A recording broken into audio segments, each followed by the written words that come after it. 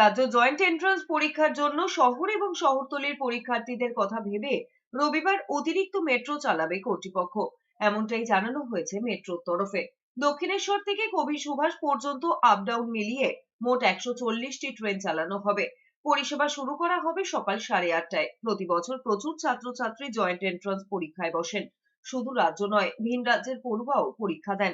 পরীক্ষা কেন্দ্রগুলোতে পৌঁছতে ট্রেন বাসে ভিড় থাকে প্রচুর।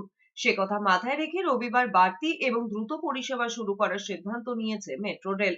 অন্যান্য রবিবারের মতো দমদম থেকে কবি সুভাষের দিকে শেষ মেট্রো ছাড়বে রাত 9:40 কবি সুভাষ থেকে দক্ষিণেশ্বর দিকে শেষ মেট্রো ছাড়বে রাত 9:27। আগামী রবিবার 28শে April West Bengal joint entrance exam আছে।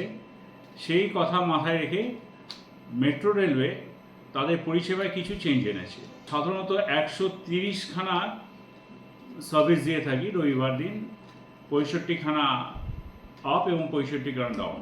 কিন্তু এই রবিবার শুধুমাত্র জয়েন্ট এন্ট্রান্স এক্সামিনিদের কথা মাথায় রেখে আমরা আমাদের পরিষেবা বাড়িয়ে 140 করেছি। সেখানে 70টি আপ এবং 70টি ডাউন ট্রেন চলবে। মেট্রো রেলওয়ে সকাল 8:30 থেকে তাদের পরিষেবা চালু করছে।